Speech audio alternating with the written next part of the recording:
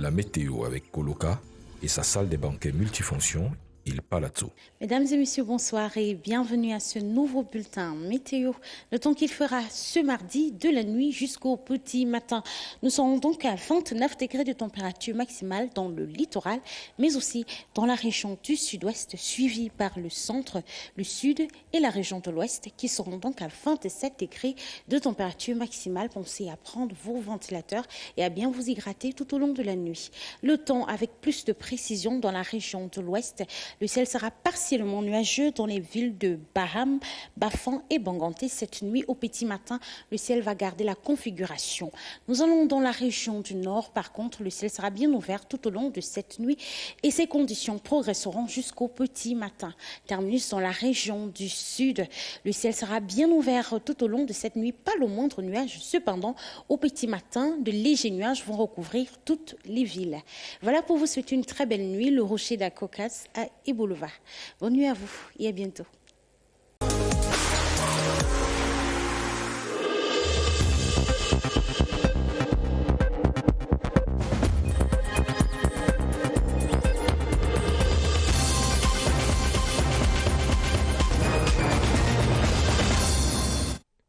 Mesdames, Messieurs, bonsoir. Voici les titres du journal. Il faudra reprendre les élections législatives dans 11 circonscriptions dans le nord-ouest et le sud-ouest. Verdict ce mardi du Conseil constitutionnel. Nous ferons le point en tête du journal du contentieux post-électoral.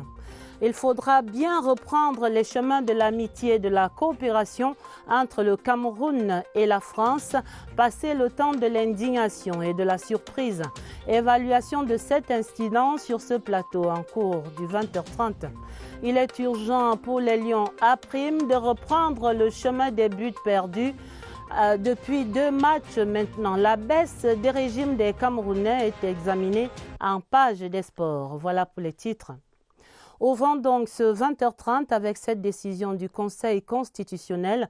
La haute juridiction annule les élections législatives dans le département du Lébi-Alem, région du sud-ouest et dans 10 circonscriptions du nord-ouest.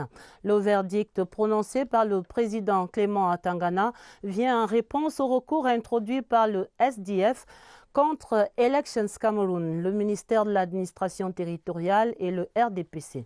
Le point avec Thérèse Yolande Dima.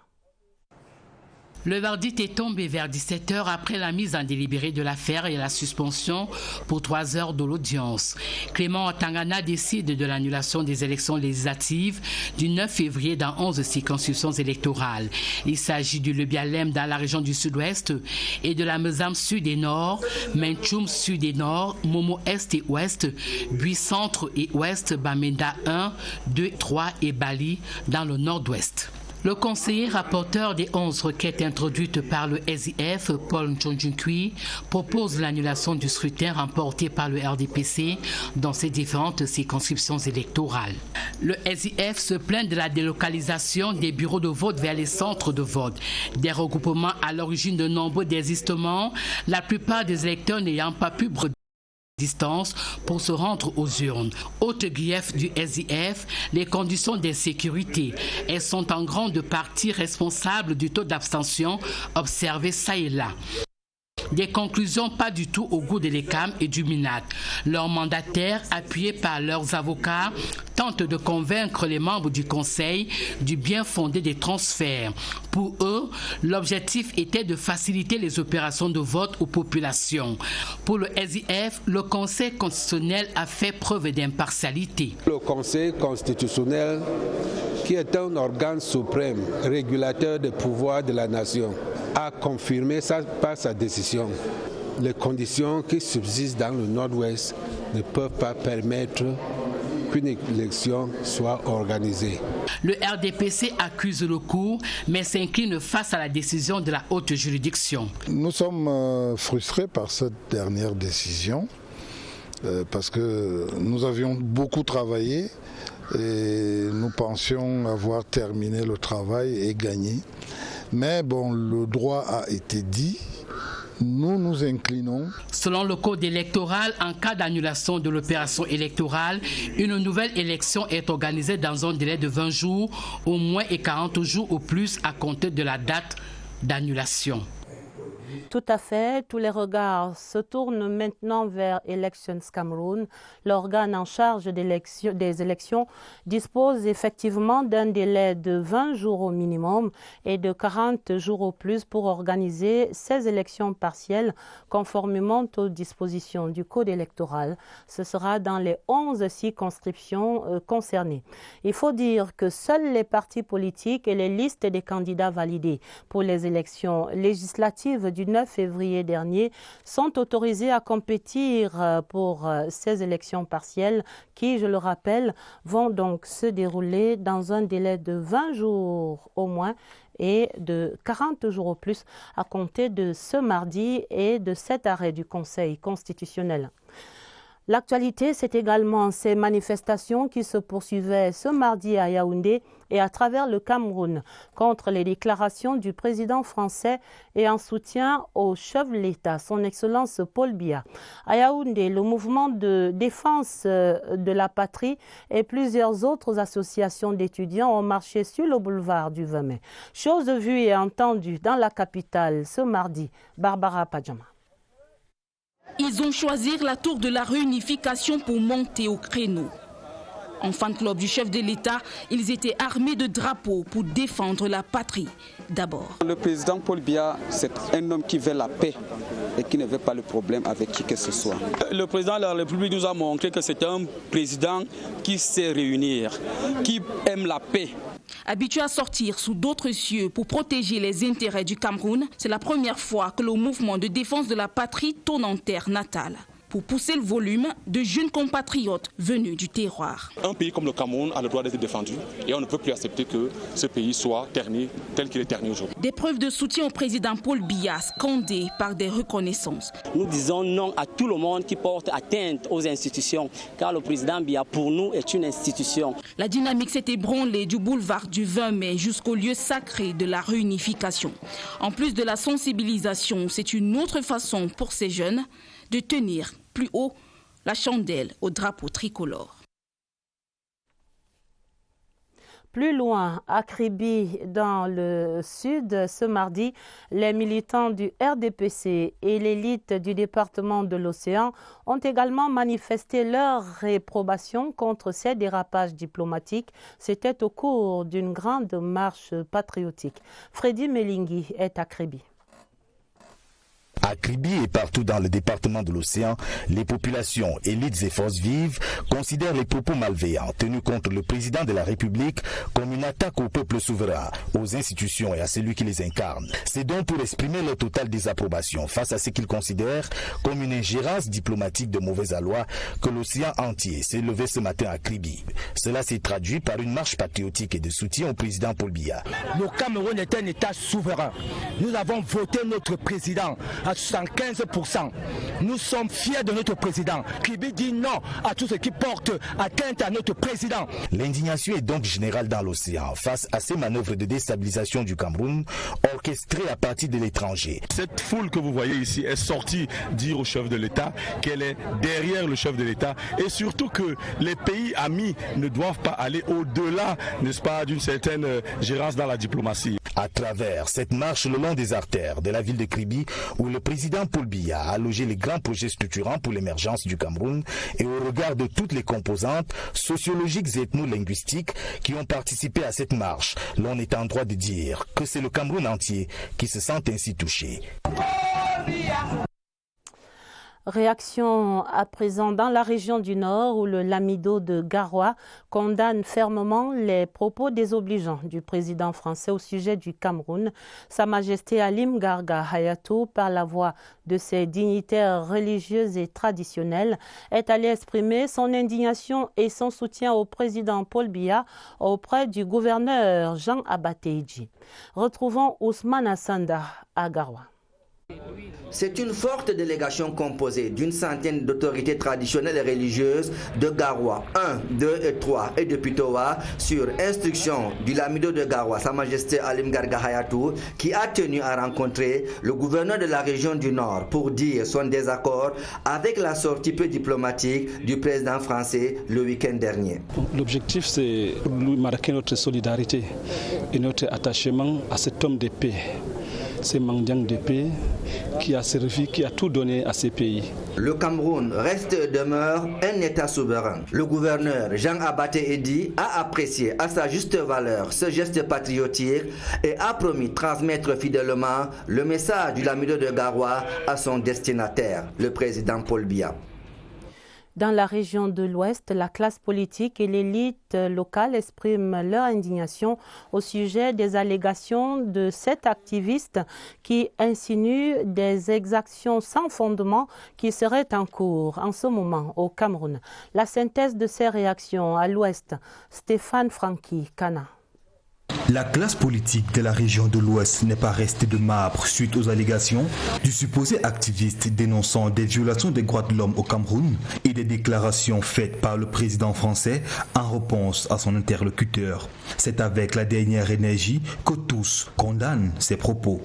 Un président d'une république, fût-elle ami de l'autre, ne répond pas aux questions internes d'une autre république. Je connais mon président Paul Biya et puis je sais comment il a tenu le Cameroun depuis fort longtemps. Les populations de la région de l'Ouest qui ont foi en leur président démocratiquement élu dans la gestion de la politique interne du pays considèrent ces propos comme une atteinte à la souveraineté du Cameroun. J'ai été choqué parce que le contenu de la vidéo n'est pas de nature à préserver la paix. Je pense que sur le plan diplomatique, il y a beaucoup de choses à revoir. C'est avec force que les populations de la région de l'Ouest font bloc derrière les institutions de la République pour défendre et protéger la souveraineté du Cameroun. Bonsoir Yves-Marc Modjo, bienvenue sur ce plateau du 20h30. Nous vous recevons sur ce plateau sous votre double casquette d'éditorialiste et de chef de la division des activités de souveraineté ici à la CRTV. Bonsoir Adèle, merci de m'accueillir. C'est notre plaisir Yves-Marc. D'abord, quel est le sens à donner à ce communiqué de presse signé hier lundi par le ministre d'État, secrétaire général de la présidence de la République, Ferdinand Ngongo, au sujet de cet échange entre le chef de l'État français Emmanuel Macron et un certain activiste. C'était samedi dernier au Salon de l'Agriculture à Paris. À Paris. Eh bien, Adèle, sur le plan institutionnel, les rapports entre chefs d'État, les rapports de chef d'État à chef d'État sont encadrés et revêtus du sceau de la confidentialité. Sur la base de ce qui précède, il n'est par conséquent pas de bon ton ni d'usage qu'un chef d'État fasse publiquement état de ses contacts ou de sa conversation avec son homologue sur la place publique. Parce que, comme nous venons de l'indiquer, il existe entre les personnalités de ce rang une exigence de confidentialité. De ce point de vue donc, et sans exagérer, il y a eu comme un manquement à la règle diplomatique, il y a eu un manquement à la bienséance. On pourrait en guise de bémol dire qu'il est possible que chaque dirigeant ait sa perception à lui de la fonction présidentielle, mais vous conviendrez avec moi, Adèle, qu'en pareille situation, le président camerounais Paul Biya aurait difficilement agi de la sorte, c'est-à-dire qu'il aurait difficilement partagé aussi ouvertement sur la place publique le contenu de sa conversation avec son homologue, quel qu'il soit. Tout à fait. Et on constate toutes ces manifestations, on vient de le voir tout à l'heure, Yves-Marc, de surprise, d'indignation, de réprobation des officiels camerounais dans ce communiqué qu'on vient d'évoquer, mais pas seulement, mais également de l'ensemble du corps social qui s'insurge contre ce que vous venez d'évoquer, cette démarche pour le moins inamicale, on va dire, de Paris. Il est clair, Adèle, qu'ici la règle diplomatique n'a pas été respectée, d'où l'indignation quasi générale observée autour de cette sortie jusqu'au palais de l'Unité.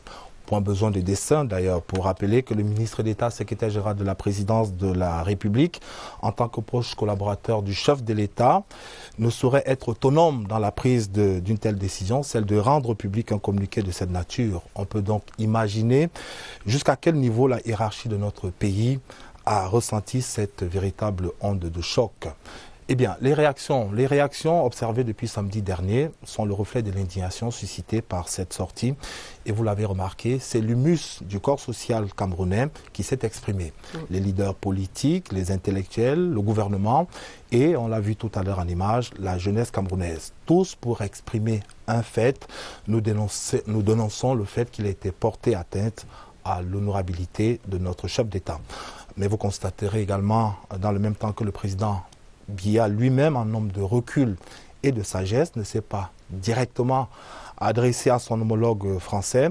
En procédant ainsi, il envoie un message implicite, celui de tout aîné qui devrait donc, en pareille circonstance, envoyer à son cadet le message du recul, le message de la sagesse.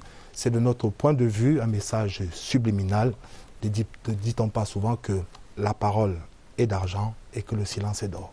Tout à fait. Mais alors, pour finir, Yves-Marc, et si on tentait une petite évaluation, dans le long terme, dans le long cours, quelle pourrait être l'incidence de ces propos du président français sur la relation historique, il faut rappeler, d'amitié et de coopération entre Yaoundé et Paris? Eh bien, Adèle, point de doute là-dessus, la relation entre la France et le Cameroun est une relation stratégique. La France est un partenaire stratégique pour le Cameroun et réciproquement. Quant à la relation elle-même, c'est une relation de continuité. Ce qui est survenu samedi dernier est, espérons-le, une dissension passagère. D'une manière ou d'une autre, eh bien, les clarifications étant faites, les choses vont se remettre en ordre parce que, retenons-le bien, et vous le savez d'ailleurs très bien, au-delà des acteurs passés, présents ou futurs, la relation France-Cameroun est intrinsèquement structurée sur le plan historique avec des intérêts stratégiques de part et d'autre, des intérêts qui peuvent fluctuer en fonction des tempéraments, mais qui restent adossés à un socle bien plus solide qu'il n'y paraît. Il est juste question de saisir les événements comme ceux de vendredi dernier pour procéder à de nécessaires appels à la norme.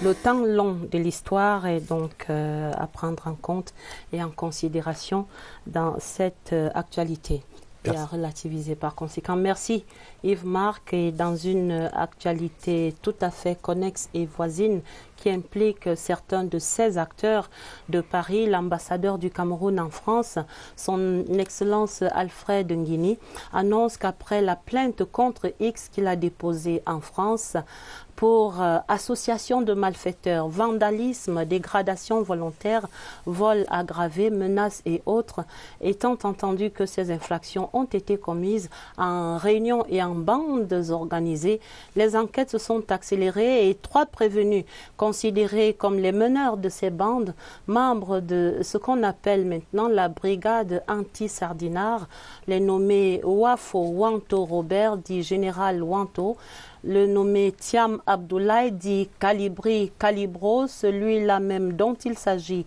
dans toute cette actualité dans les réseaux sociaux, et le nommé Azansob Tchatchego, je vais y arriver, Azansob Tchetago, Nelson, dit Maître Corbeau. Tous sont donc renvoyés maintenant devant le tribunal correctionnel de Paris dans 3 jours. Ce sera le 28 février pour y être jugés. Mais contre toute attente, dans ce processus, M. Maurice Kamto et le MRC se sont invités au procès en se constituant partie civile. Et c'est un communiqué qui nous est parvenu de l'ambassadeur de France, du Cameroun en France, son Excellence Alfred Nguini.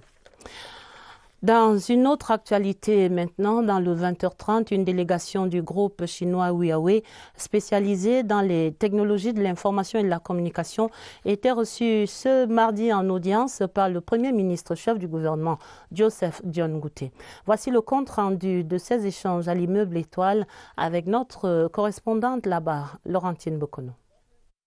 L'audience avec la délégation de la multinationale chinoise Huawei sous la conduite de son directeur général Cameroun, Du Ying, aura duré une demi-heure. 30 minutes d'échange constructifs en toute convivialité. Au final, dit-il, le chef du gouvernement camerounais est satisfait des résultats de la coopération avec le groupe Huawei. On a fait un compte rendu pour la suivi de l'accord de partenariat stratégique entre le gouvernement du Cameroun et Huawei depuis 2018, et y compris le progrès de nos projets gouvernementaux et aussi surtout notre contribution dans le domaine de la formation de la jeunesse camerounaise, en domaine de TIC. Avec plus de 190 000 employés répartis dans plus de 170 pays, le groupe international chinois Huawei est lié au Cameroun par un accord de partenariat stratégique, notamment dans le domaine de transfert des compétences en TIC, afin de dynamiser l'économie numérique. Cet accord fut signé en marge du sommet sino-africain de 2018 à Pékin. De nombreux programmes en faveur de la jeunesse y sont développés, tels que Seed for the Future, Cameroun Huawei IC Academy et Cameroun Huawei IC Competition. La formation de la jeunesse camerounaise dans le TIC, c'est fondamental. C'est aussi un meilleur accès à l'emploi, marché international. Donc il nous a encouragé de continuer d'accompagner le Cameroun pour épanouir l'économie numérique du Cameroun. Au cours de l'audience, Joseph Dion Gauthier et ses hôtes ont également échangé sur les fruits de la coopération autour des projets câbles sous-marins, les réseaux du backbone transmission par fibre optique mis en place avec Camtel et l'électrification rurale par l'énergie solaire. Le processus électoral pour les municipales livre maintenant les tout premiers maires des villes de l'histoire du Cameroun.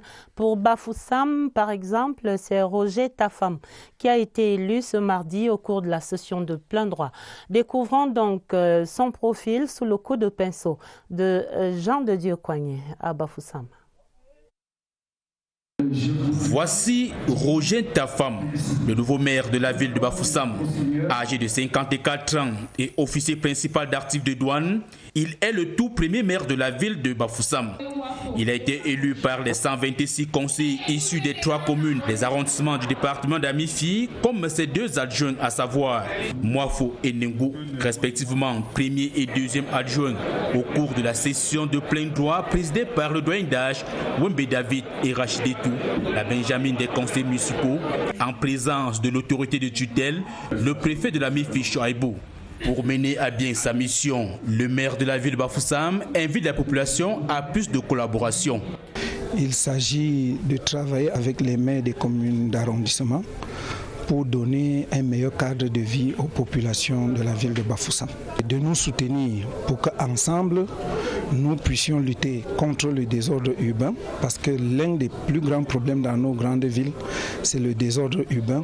Roger Tafam, maire de la ville, a été grand conseiller à la communauté urbaine de Bafoussam et président national du comité de développement de Bamougoum.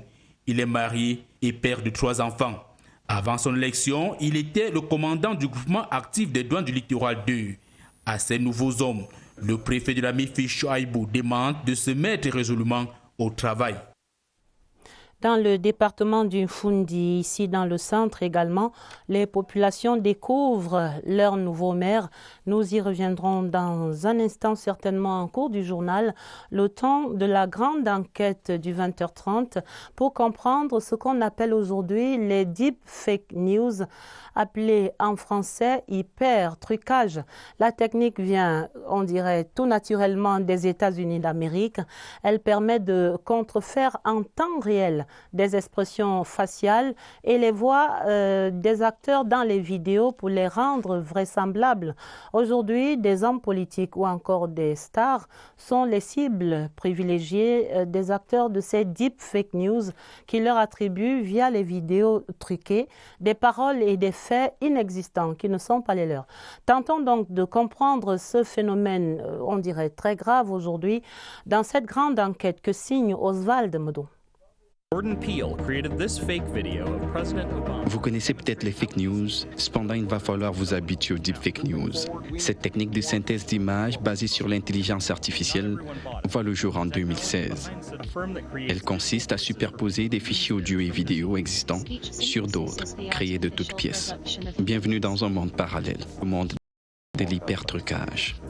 Le deep fake news, par souci de vraisemblance, est basé sur la manipulation de l'information généralement biométrique, comme la voix ou alors la face d'un individu, pour laisser croire que cet individu est impliqué dans des actions déshonorables. C'est aux États-Unis d'Amérique que cette technologie se vulgarise. Et le premier grand deep fake news a mis en scène sur la BBC le président américain d'alors Barack Obama en 2017. Women can get free checkups, and you can't get charged more just for being a woman. We get it through our job, or through Medicare or Medicaid. Cette technologie est davantage utilisée aujourd'hui pour des infox, info-intox et des canulars, ce qui n'est pas toujours sans conséquences. C'est un fake news très vraisemblable, conçu à base des informations réelles des individus, généralement qui visent l'intégrité et la réputation d'une personnalité politique, par exemple, ou publique. Le deepfake est aujourd'hui à la portée de tout internaute qui, en 3 minutes seulement, peut en créer. Les tutoriels, tout comme les applications relatives, pullulent sur la toile. J'ai une vidéo, j'ai le texte, à travers mon outil, je combine les deux et j'ai l'information. Dès que j'ai les données, j'envoie ça sur le site. Seulement, ce développement de la technologie est de plus en plus utilisé à des fins malveillantes. Il est aujourd'hui encore difficile de détecter les deepfake news. Vous n'avez cependant rien à craindre de ce reportage qui, lui, n'est pas un deepfake news. On n'arrêtera jamais décidément la science et ses évolutions, mais attention, nul n'est à l'abri. En santé, la fondation Brain Project Africa vole au secours des formations hospitalières dans les régions du centre et du sud-ouest. L'association humanitaire que conduit le neurochirurgien camerounais Jean-Louis Benaye a remis des dons de matériel médical estimés à près de 300 millions de francs CFA à ces hôpitaux. Une ONG qui fait décidément des euros au Cameroun après les récentes opérations chirurgicales gratuites. Lucie Colette Avoulon. La remise de ces dons du matériel médical marque la clôture des 10 jours de consultation et d'intervention chirurgicale de l'association humanitaire Brain Project Africa. D'une valeur estimée à près de 300 millions de francs CFA, une dizaine de formations sanitaires bénéficient de ces dons. Le centre hospitalier des SOS, l'hôpital militaire de Yaoundé, le centre des urgences, l'hôpital de district de Biémassi, de la cité verte des Foulanes, le centre de santé des Bancs, le CAS d'Onkolndongo, la fondation Marie-Rose Ansinsim et l'hôpital régional de Bamenda. Il y a des produits chirurgicaux, des produits de gynécologie, des produits d'anesthésie. Pour l'instant, il y a beaucoup de malades à Bamenda qui n'arrivent pas à payer leurs soins.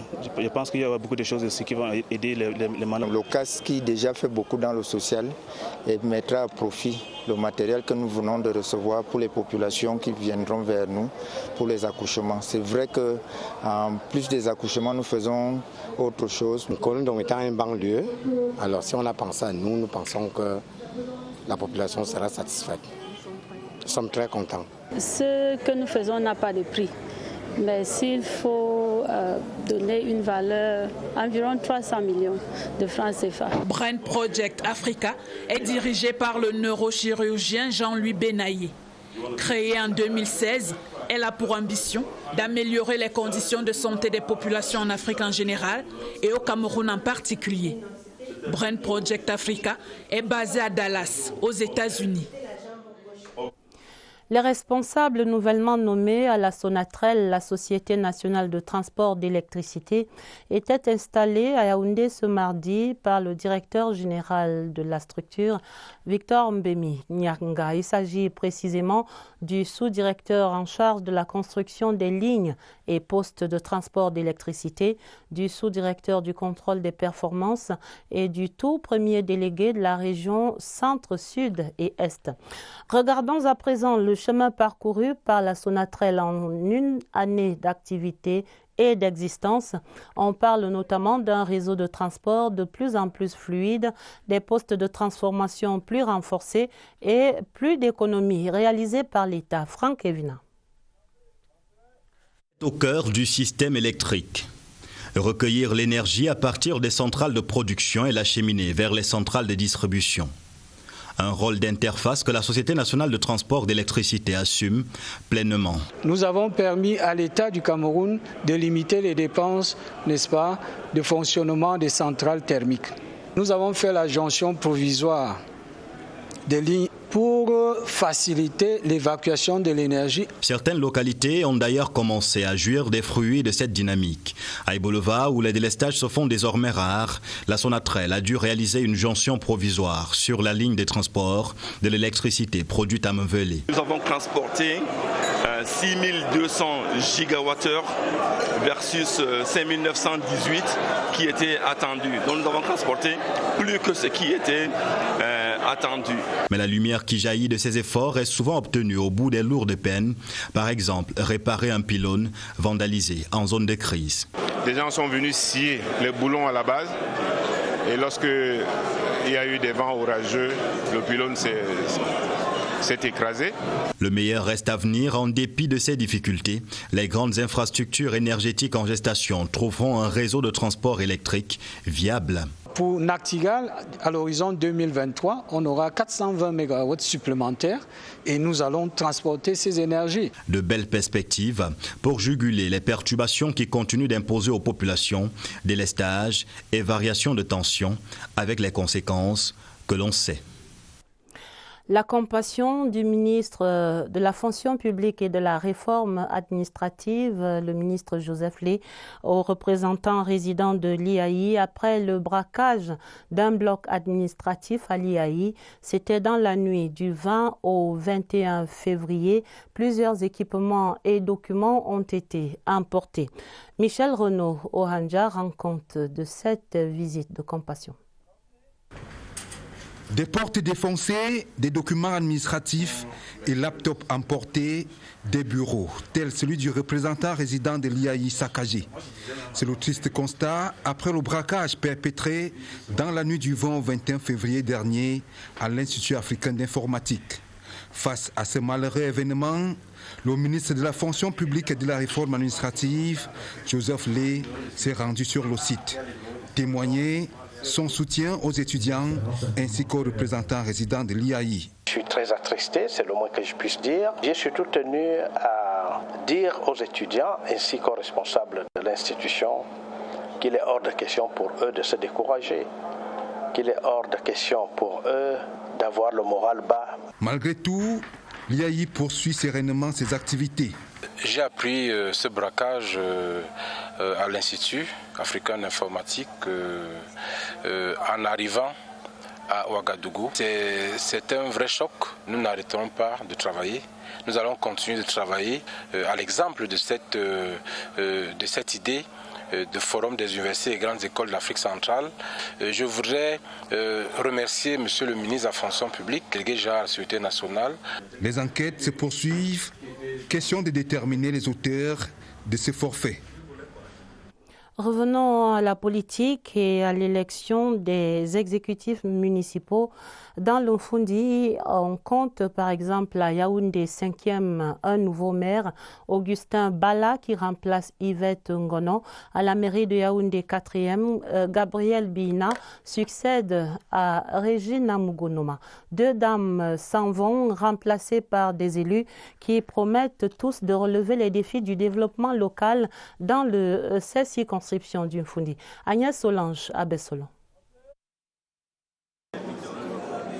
Il ne lui a manqué aucune voix pour être élu parmi les 41 conseillers de la commune d'arrondissement de Yaoundé 5e. Augustin Bala fait donc du 100% face à un électorat acquis à sa cause depuis 2018 comme président de la section RDPC du Mfundi 5. La présence de ces militants est un témoignage éloquent et galvanisant pour la suite. Je voudrais une commune d'arrondissement, une mairie, une ville de Yaoundé 5 propre. Et aussi, surtout, que l'hôtel de ville soit engagé. Ambiance moins chaleureuse à la mairie de Yaoundé 4e. Les 61 conseillers municipaux trépignent d'impatience et se concertent avant de désigner celui qui devra conduire l'exécutif pour les prochaines années. Un bref rappel du cadre légal et le vote pour commencer en présence du représentant de l'État et du parti RDPC. 32 voix contre 29, Régine Namugunoma est battue. Sa Majesté Gabriel Bihina Fila, chef supérieur de 3e degré à Mvogatanambala, est le nouveau maire de la commune de Yaoundé 4e. Précédemment premier adjoint, il connaît les priorités de cette commune. La priorité, c'est d'abord de restructurer les services de la commune, ensuite de réviser le budget 2020. Maillé par quelques écarts de propos, sans pour autant s'éloigner de l'objectif principal. Ça a été long, ça a été houleux, mais nous pensons que les choses se sont déroulées dans le calme et dans la transparence. La voix des urnes a parlé et l'exécutif choisi pour les 5 prochaines années est maintenant attendu sur les chantiers connus comme celui de l'amélioration des conditions de vie des populations. À Douala, il y avait des médailles d'honneur du travail pour les employés de la Union Bank of Cameroon. Le ministre Grégoire Oona est allé présider la cérémonie aux côtés des dirigeants de cette banque. Retrouvons dans la capitale économique Maïra Moubia Abbas. Classée 4e institution bancaire pourvoyeuse de financement dans les pays d'Afrique centrale en 2018, la Union Bank of Cameroon profite de sa rentabilité financière croissante pour honorer ses travailleurs. En or, en vermeil et en argent, des médailles qui représentent le courage et la constance. Je suis enthousiasmé aujourd'hui que ma banque et la patrie puissent être reconnaissantes envers moi. C'est l'aboutissement d'une longue période de dur labeur, de fidélité, de loyauté envers l'entreprise pour laquelle on travaille. Agréée il y a 20 ans, la banque leader travaille au respect total des droits du personnel à travers une couverture sanitaire et un accompagnement dans la réalisation de leurs projets. Je remercie profondément le directeur général pour sa magnanimité parce que ça c'est un gros événement et ici est investi. Je lui adresse toutes mes félicitations. C'est un jour qui corrobore l'attente, la persévérance, l'endurance, croire à l'entreprise et se dire que demain sera meilleur. Je dis merci à tous mes collègues qui me soutiennent au quotidien. Merci exceptionnel à ma famille. Merci à notre MD qui a osé, qui l'a fait. Nous disons infiniment merci. Et enfin, merci au Dieu Tout-Puissant. Le top management de la Union Bank of Cameroon, en plus de motiver ses troupes, appelle à plus d'efforts pour atteindre la première place en matière de services bancaires au Cameroun. Un message que nous envoyons à tout le personnel, de telle sorte que ce ne soit pas le dernier événement. Et pour que ce ne soit pas le dernier événement, c'est qu'il faut qu'on continue à travailler très dur pour pouvoir rendre la banque davantage sous de meilleurs auspices et pouvoir avoir l'opportunité de continuer à reconnaître ceux qui sont à la base de ce travail bien fait. Avec pour slogan une banque de confiance pour le peuple, la Union Bank of Cameroon s'étend sur le triangle national avec 11 agences dont 4 à Douala. La page des sports pour dresser le bilan à mi-parcours des préparatifs des Lions à prime et ce à moins de 40 jours du coup d'envoi du CHAN, le championnat d'Afrique des Nations 2020. Ce sera le 4 avril. À ce point-ci, 4 matchs amicaux ont été livrés. On compte 2 victoires et 2 nuls. Et on dirait plus de punch. Évariste Yenga.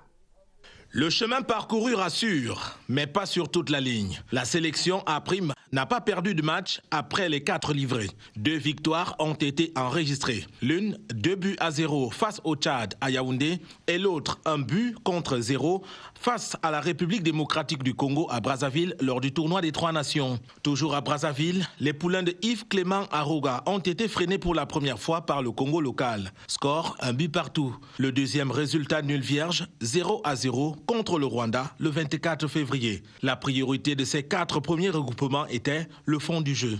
J'ai toujours dit que la victoire, au niveau de la préparation, on peut gagner un match ou on peut perdre, n'est-ce pas? Mais le plus important, n'est-ce pas, c'est savoir que votre équipe assimile, n'est-ce pas, le modèle de jeu que vous avez mis sur place, que les gars absorbent toutes les informations technico-tactiques que nous plaçons sur notre tableau. À présent, le public appelle au but. Les Lions à prime en ont marqué 4 jusqu'ici, 2 à domicile et autant à l'extérieur. Le récent match contre le Rwanda a laissé le public sur sa soif.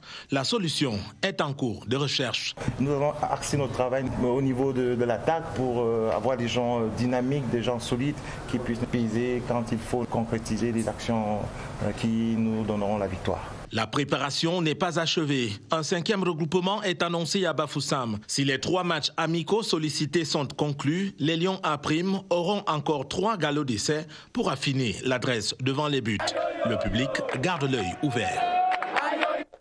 Plus de muscles, ce n'est guère plus loin que 40 jours maintenant, la fin de ce 20h30 préparé avec la collaboration de Marlise et Noambarga Aoumo, Augustin Gononga, Stéphane Zimbomo. Vous aurez un autre journal à minuit présenté par Elvis Teke et Sadou Mamoudou. Restez sur la CRTV. Juste après ce journal, vous serez en compagnie de Séverin Alégambélé dans un documentaire qui revient sur ce forum gouvernemental d'échange entre la jeunesse et les pouvoirs publics. C'était autour de la célébration du 11 février ici à Yaoundé. Très belle soirée sur notre antenne et à demain 20h30.